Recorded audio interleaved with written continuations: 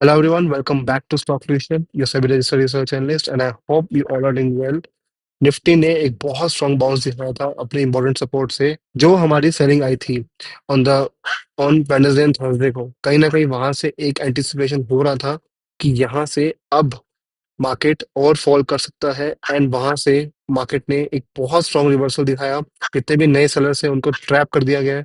अब देखते हैं कि यहाँ से हमें वाकई बाइंग मोमेंटम कंटिन्यू होने वाला है या यहाँ पे भी एक बाइंग ट्रैप बनता जा रहा है। चलिए देखते हैं इस वीडियो में, एंड तक बने रहिएगा। एंड प्लस आप लोगों के लिए स्टॉक ऑफ द वीक है तो उसको मिस मत करिएगा। Watch till the end. तो चलिए शुरू करते हैं विदाउट वेस्टिंग टाइम। पहले हम शुरुआत करते हैं हमारे निफ्टी इंडेक्सेस का कंपैरिजन। ओवरऑल हम देख पा रहे हैं कि हमारे रियलिटी सेक्टर ने बहुत अच्छा बाउंस दिखाया है। कहीं ना कहीं जो ये बड़ा बाउंस आया है उसमें रियलिटी सबसे हाईएस्ट पार्टिसिपेशन दिखाया है, followed by auto sectors, bank Nifty, fin Nifty and IT. तो कहीं ना कहीं काफी अच्छा बाउंस जो हमें देखने को मिल रहा है। कॉमन हमें दिख रहा है आईटी स्टॉक। आईटी में कहीं ना कहीं एक अच्छा बाउंस हमें हमेशा देखने को मिल रहा है जब भी वो मोमेंटम गेन हो रहा है। तो अगर यहाँ से बाय मोमेंटम अगर हम ज्यूम करते हैं अभी तक के लिए कि आने वाला है तो आईटी काफी अच्छा लीड कर सकता है। So keep the IT on your raider. Weekly का नाम देख पा रहे हैं कहीं ना कहीं ये काफी स्ट्रॉन्ग मोमेंटम शो कर रहा है। 23,450 के नीचे एक कोशिश किया था उसने जाने की, बट वहां से एक अच्छा सपोर्ट लेने के बाद उसने बाउंस दिखा दिया है। तो ओवरऑल एक सपोर्ट हमारा जो 23,350 के अराउंड का था उसने वहां से इसको टेस्ट कर लिया है, वहां से बाउंस दिखा दिया है। तो हमारा जो थर्ड एंड फोर्थ जून का जो हमने एक एंटिसिपेशन किया था वो तो उसने अपना क्लियर कर दिया है।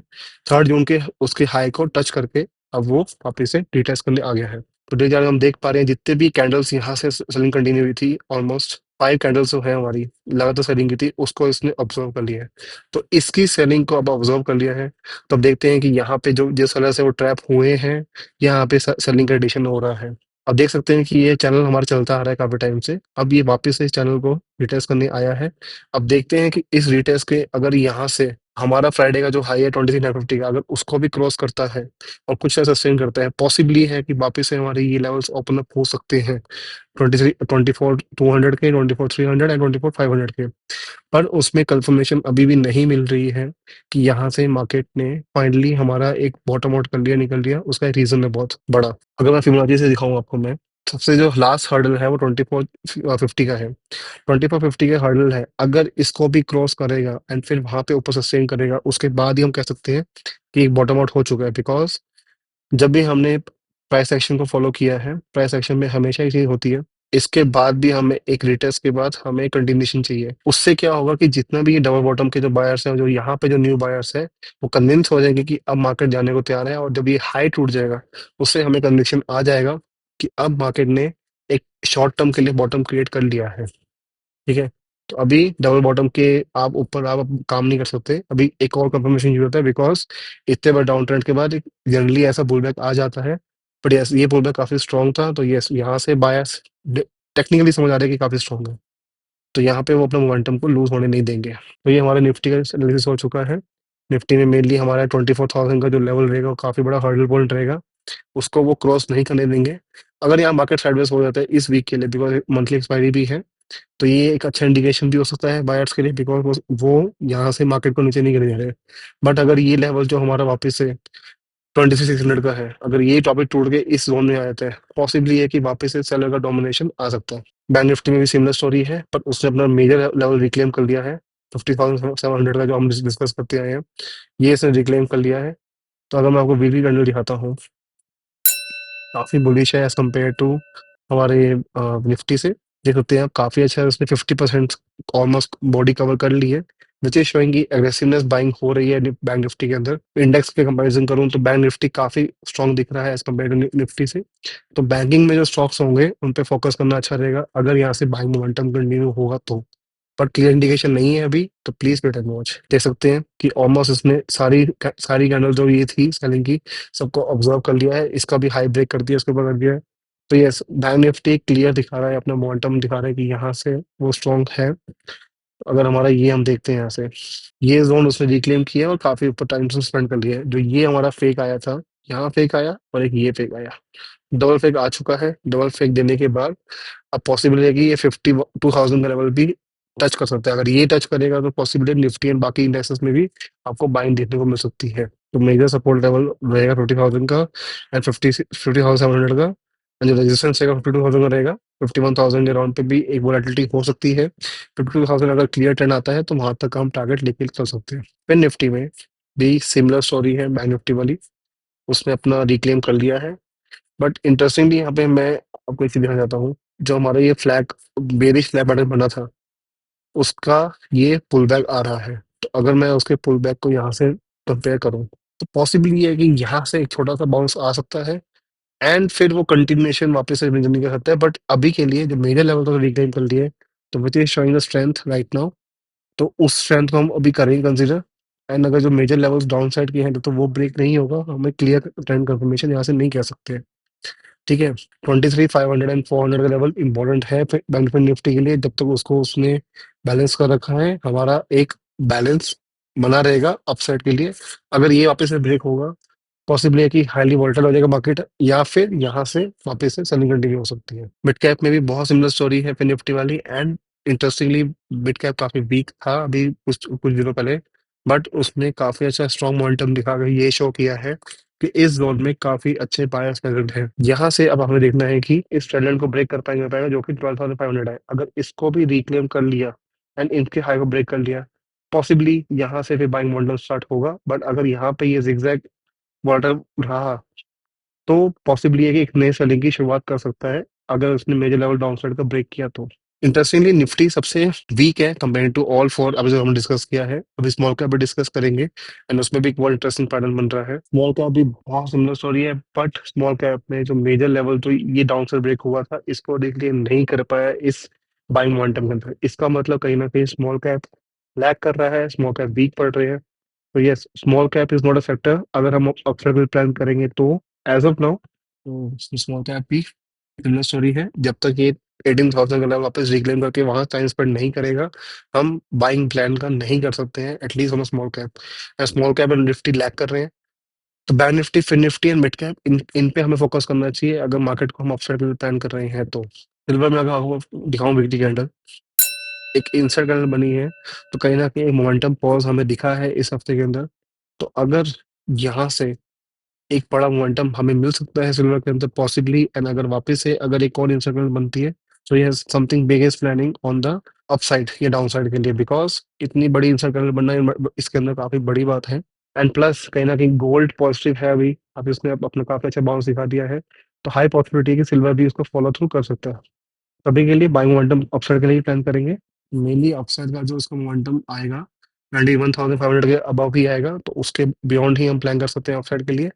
डाउन साइड के लिए ऑब्वियसली 90,000 का लेवल जो राउंड लेवल है वो ब्रेक हुआ, 89,000 भी ब्रेक हुआ, उसके बाद हमें एक बड़ा फॉल डाउन साइड देखने को मिल सकता है, 87,000 का भी एंड 85,000 का भी। तो गोल्ड में भी बहुत अच्छा बाउंस देखने को मिला है हमें यहाँ से, एंड हमारे ही जोन से वहां से ऑलमोस्ट 3,000 पॉइंट की रैली आ चुकी है गोल्ड के अंदर। तो यस, यहाँ से कहीं ना कहीं पायस एक्टिवेटर थे।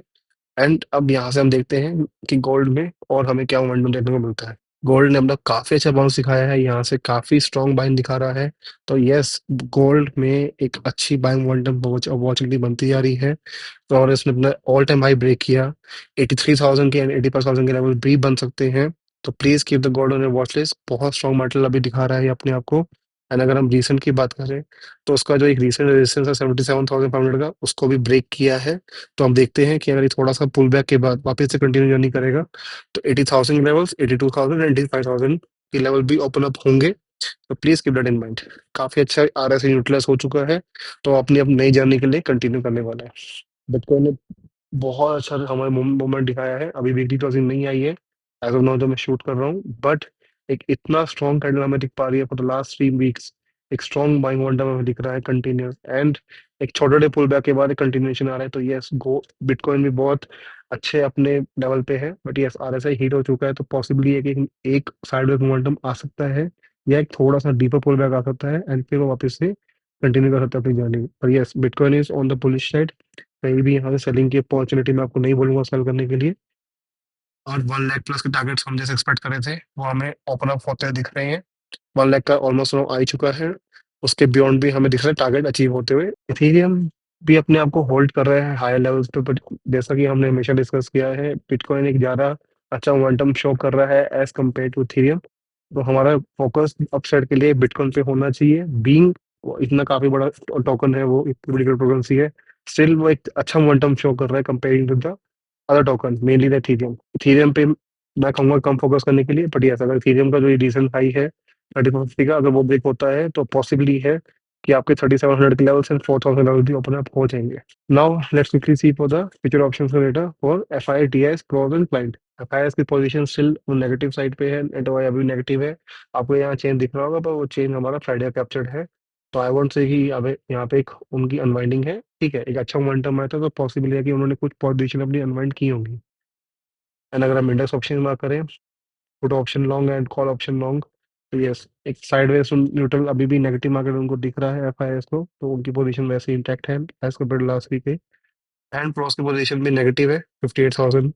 तो यस, प्रोस अभी भी अपना स्टांस क्लियर रखे हैं, उन्होंने अपना पुट ऑप्शन जो इंडेक्स फ्यूचर्स है उन्होंने शॉर्ट कर रखे हैं।